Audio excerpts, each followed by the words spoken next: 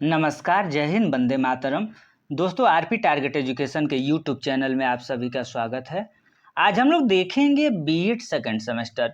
दोस्तों, BEd second semester या first year, यहाँ सेकंड सेमेस्टर और फर्स्ट ईयर क्यों लिखा हुआ है, ये यहाँ पर देखिए वीर बहादुर सिंह पूर्वांचल विश्वविद्यालय जौनपुर और ऑल यूनिवर्सिटी लिखा हुआ है। तो बहुत सारे यूनिवर्सिटीज़ हैं जो कि ईयर वाइज एग्ज़ाम करा रही हैं, बहुत यूनिवर्सिटीज़ हैं जो कि अपना सेमेस्टर वाइज एग्जाम करा रहे हैं। तो यहाँ पर आप देखेंगे पेपर नंबर जो 2 है, शैक्षिक तकनीकी आईसीटी, ये आपको अगर वीर बहादुर सिंह पूर्वांचल विश्वविद्यालय जौनपुर से अगर बीएड आप कर रहे हैं तो आपको बीएड सेकंड सेमेस्टर में पेपर नंबर 2 के अंतर्गत शैक्षिक तकनीकी एंड आईसीटी आपको देखने के लिए मिल जाएगा। लेकिन दोस्तों, अगर आपका फर्स्ट ईयर है तो आपको भी पेपर नंबर 4 या 5, 6 को अपने अकॉर्डिंग आप लोग देख लीजिएगा कि आपका पेपर शैक्षिक तकनीकी एंड आईसीटी कौन सा पेपर आपका है, उसके अनुसार आप लोग ध्यान दीजिएगा।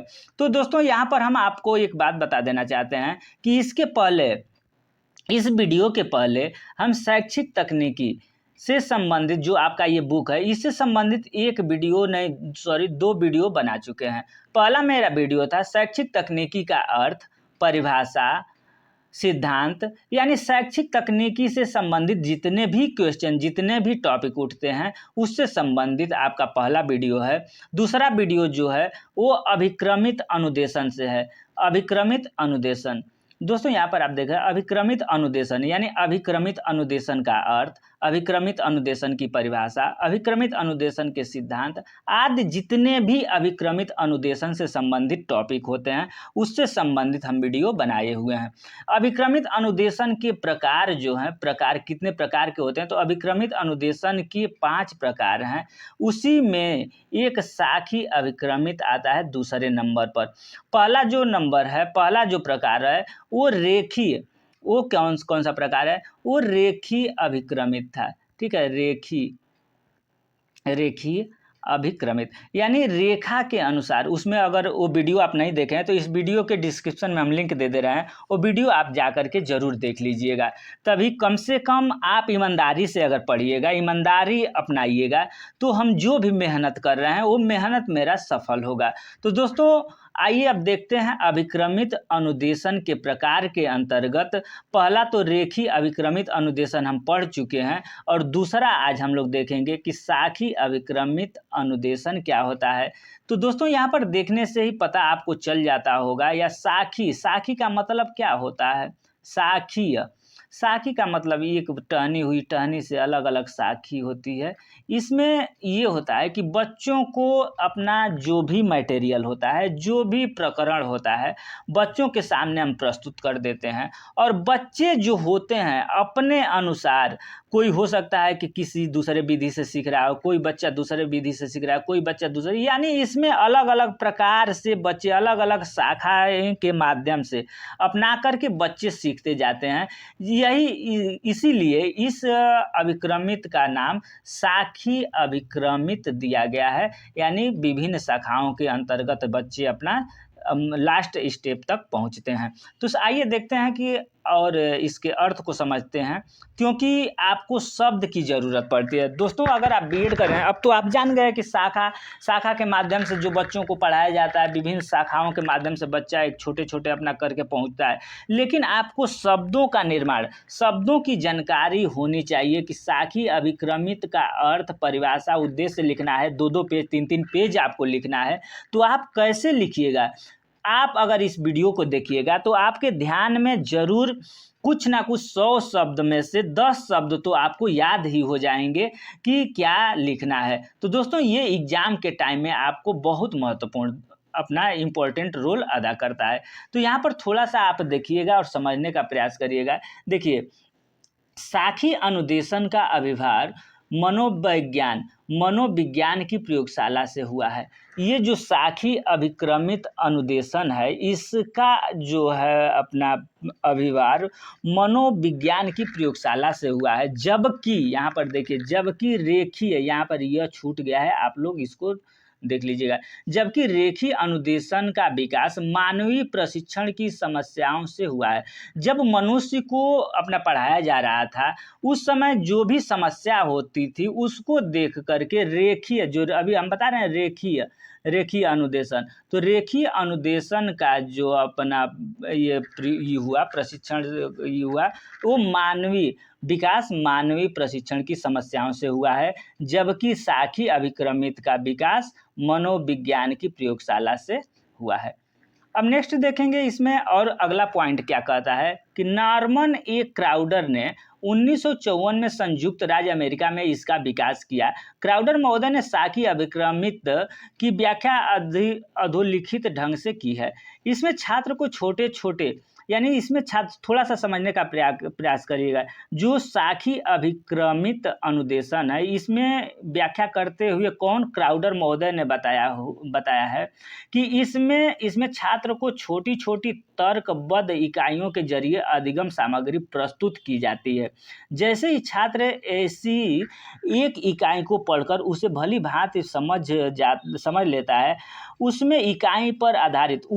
उसमें इसी इकाई पर आधारित बहुविकल्पिक प्रश्न पूछ लिए जाते हैं। यानी जो बच्चे को दिया जाता है पढ़ने के लिए, वो बच्चा अपना पढ़ता है, उसके बाद उसके सामने बहुविकल्पिक प्रश्न के रूप में उससे प्रश्न पूछा जाता है, और छात्र सही उत्तर देता है तो उसे अगले पद की ओर अग्रसर होने के लिए कहा जाता है। यदि छात्र का उत्तर ठीक नहीं है तो उसे उपचारात्मक निर्देश दिए जाते हैं तथा उसे फिर से पहले पद पर उत्तर देने के लिए, यानी पहला जो पद हम दिए थे उसको उत्तर देने के लिए कहा जाता है। यह प्रक्रिया तब तक चलती रहती है जब तक शिक्षार्थी ठीक उत्तर नहीं देता। ठीक उत्तर आने पर देख लीजिए, ठीक उत्तर आने पर ही उसे अगले पद की ओर जाने के लिए कहा जाता है। इस प्रकार कुशाग्र बुद्धि और कमजोर दोनों ही प्रकार के छात्रों को अलग अलग पदों के माध्यम से अंतिम लक्ष्य व्यवहार तक पहुंचने को कहा जाता है। साखी अभिक्रमित अनुदेशन में कमजोर छात्र की अपेक्षा एक प्रभावशाली छात्र अंतिम व्यवहार तक जल्दी पहुंचता है। ये तो हम लोग जानते हैं भाई, जो तेज लड़का है, जिसका दिमाग तेज है, वो तो जल्दी पहुंचेगा ही पहुंचेगा। तो इसमें भी वही अपना ये है कि जो कुशाग्र बुद्धि वाले हैं वो अंतिम लक्ष्य तक सबसे कमजोर बुद्धि वाले बच्चों से पहले पहुंचते हैं। ठीक है। अब देखिए, अभिक्रम की इस शैली में छात्रों को त्रुटियां करने की अपेक्षा उनके निदान पर ज़्यादा जोर दिया जाता है। इस प्रकार को साखीय या साथियाँ हो गया है, थोड़ा सा आप इसको सही कर लीजिएगा, मिस्टेक बहुत ये हुआ है अपना। साखी, यहाँ पर साखी अभिक्रमण, ठीक है, साखी अभिक्रमण यहाँ पर भी गलती हुआ है, इसको अभिक्रमण कर लीजिएगा। साखी अभिक्रमण इसलिए कहा जाता है कि इसमें सभी छात्र एक पद से दूसरे पद तक बढ़ने के लिए एक ही पद नहीं अपनाते, ठीक है, एक ही पद नहीं अपनाते, वरन वे अपने अपने उत्तरों पर आधारित अलग अलग शाखीय रास्ते अपनाते हुए अपने अंतिम पद तक पहुंचते हैं। तो दोस्तों, इसका मेन कहने का मतलब ये हुआ कि बच्चों के सामने हमें जो भी पढ़ाना होता है वो बच्चों के सामने हम रख देते हैं, और बच्चा यहाँ पर रहता है, हो सकता है कि वो अलग अलग रास्ते अपना करके लास्ट जो अपना पहुँचना होता है, लास्ट स्टेप जहाँ उस अंतिम पद तक पहुँचना होता है, वो अलग अलग रास्ते अपना करके पहुँचते हैं। इसीलिए इसको साखी अभिक्रमित अनुदेशन कहा गया है। अब देखिए, साखी अभिक्रमित अनुदेशन के 3 व्यवहारिक अधिनियम या सिद्धांत हैं। ये कौन कौन से सिद्धांत हैं, इसको हम लोग देखेंगे। तो पहला सिद्धांत है व्याख्यात्मक अधिनियम यानी सिद्धांत, दूसरा है आपका निदानात्मक, तीसरा है उपचारात्मक अधिनियम या सिद्धांत। तो व्याख्यात्मक अधिनियम यानी सिद्धांत क्या कहता है, तो छात्र के सम्मुख समूचा घटना रूप प्रस्तुत करना चाहिए। इसका अभिप्राय है कि छात्रों के सम्मुख यदि संपूर्ण प्रत्येक कंसेप्ट प्रस्तुत किया जाए तो वे बेहतर सीखते हैं। ये तो हम लोग भी जानते हैं कि मान लीजिए कि आप भी ये यहाँ पर थोड़ा सा देखिए कि अगर कोई भी चीज़ है, कोई भी वस्तु है, कोई घटना घटित होती है और आपके सामने शुरू से लेकर के लास्ट तक अगर रखा जाए तो बच्चे याद कर लेते हैं और उस घटना को अपना भली प्रकार समझ लेते हैं। अब नेक्स्ट पॉइंट देखिए, निदानात्मक अधिनियम या निदानात्मक सिद्धांत क्या कहता है, तो निदान का सिद्धांत छात्रों की कमजोरी पहचानने से संबंधित है। विवृत प्रवृत्ति विवृत व्याख्या यानी विस्तृत, यहाँ पर थोड़ा सा यहाँ फिर मिस्टेक हुआ है। विस्तृत व्याख्या व्याख्या व्याख्या के पश्चात इस बात की जांच की जाती है कि छात्र प्रस्तुत धारणा सीख सकता है या नहीं। यदि वह नहीं सीख सकता है तो उसके क्या कारण हैं। छात्रों की कमजोरी का निदान करने के लिए बहुत चयनात्मक प्रश्नों का निर्माण किया जाता है। ठीक है, ये निदानात्मक अधिनियम होता है। अब नेक्स्ट पॉइंट हम लोग देखते हैं उपचारात्मक अधिनियम। तो उपचारात्मक अधिनियम क्या कहता है, तो निदान उपचार के लिए आधार प्रदान करता है। निदान क्या करता है, निदान उपचार के लिए आधार प्रदान। जैसे होता है ना कि निदान उपचार, जैसे मान लीजिए कि किसी इंसान को कोई रोग हो गया है, तो उसका निदान करके उसके बाद उसको हम निदान क्या है कि मेडिकल ले जाना, मेडिकल ले जाएंगे तो उसका उपचार शुरू हो जाता है। तो यहाँ भी वही है कि निदान उपचार के लिए आधारभूत प्रदान करता है। उपचारात्मक निर्देश त्रुटि पृष्ठ पर दिए जाते हैं। यदि छात्र गलत उत्तर चुनता है तो उसे त्रुटि पृष्ठ की ओर जाना होता है, जहां उसे उपचारात्मक अनुदेश प्रदान किया जाता है और होम पेज गृह पृष्ठ की ओर वापस आने के निर्देश दिए जाते हैं। उसे ठीक अनुक्रिया चुनने को कहा जाता है। ये रहा आपका उपचारात्मक। अब देखिए साखी प्रोग्राम अवधारणा। इससे साखी जो प्रोग्राम है, प्रोग्राम जो साखी प्रोग्राम की क्या अवधारणा है, इसके बारे में कुछ पॉइंट्स है, पॉइंट्स को हम लोग देखेंगे। देखिए यहाँ पर ये है कि शिक्षार्थी की आवश्यकता, इसमें शिक्षार्थी की क्या आवश्यकता है। यदि छात्र की आवश्यकताओं की ओर ध्यान दिया जाए तो वह अच्छी तरह सीखते हैं, ये तो अच्छी बात है। अब नेक्स्ट पॉइंट हो जाता है विषय वस्तु की संपूर्णता।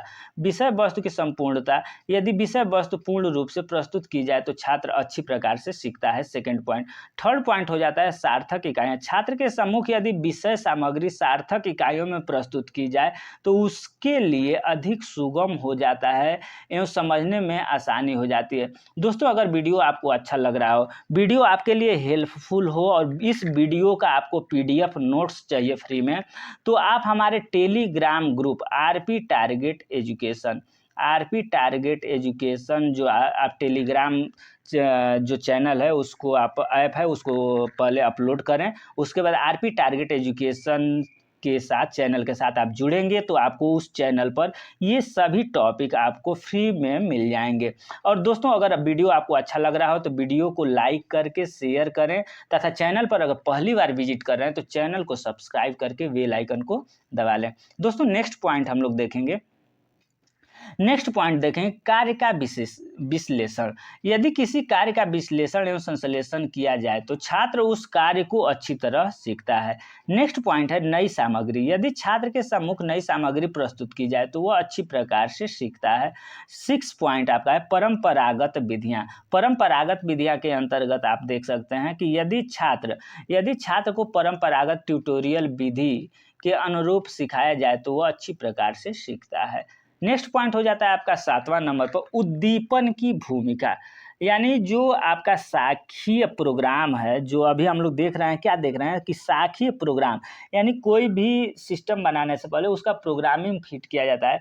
तो अगर साखी प्रोग्राम देखा जाए तो उसमें ये साखी प्रोग्राम बनाते समय उद्दीपन की भूमिका क्या होती है, इसी चीज़ को हम लोग समझते हैं। तो उद्दीपन की भूमिका क्या होती है, अधिगम में अनुक्रिया रिस्पांस की अपेक्षा उद्दीपन की भूमिका अधिक महत्वपूर्ण होती है। अब नेक्स्ट पॉइंट हम लोग देखेंगे 8 नंबर जो पॉइंट है, इसमें गलतियों से कोई बाधा नहीं। यह आवश्यक नहीं कि छात्र की गलतियां उसके अधिगम में बाधा बने। यदि कोई गलती होती है तो उसे पकड़ा जा सकता है और उसे ठीक करने के पश्चात छात्र को आगे बढ़ाया जा सकता है। नेक्स्ट पॉइंट देखेंगे उपचारात्मक विधि क्या है, उपचारात्मक क्या है, इसका रोल साखी प्रोग्राम में क्या है। तो यदि छात्र की गलतियां एवं कठिनाइयों का साथ साथ उपचार किया जाए तो छात्र अच्छी प्रकार से सीखता है। नेक्स्ट पॉइंट है बहुचयनात्मक मदें। अधिगम प्रक्रिया में एक अकेली ठूसी गई अनुक्रिया की अपेक्षा बहुचयनात्मक मदें बहुत अधिक सहायक होती हैं। अब नेक्स्ट पॉइंट आपका हो जाता है, नेक्स्ट पॉइंट आप लोग देख सकते हैं कि नेक्स्ट पॉइंट 11 नंबर का जो पॉइंट होता है वो क्या कहता है, तो पर्याप्त स्वतंत्रता। बच्चों को क्या करना चाहिए कि पर्याप्त स्वतंत्रता मिलना चाहिए। यदि छात्र को अपनी आवश्यकताओं के अनुकूल शिक्षण को ढालने में पर्याप्त स्वतंत्रता दी जाए तो वह अच्छी प्रकार से सीख सकता है।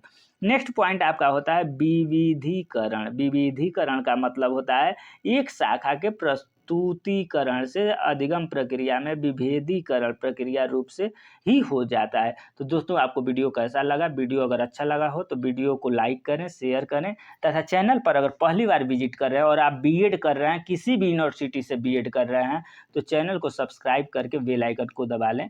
धन्यवाद।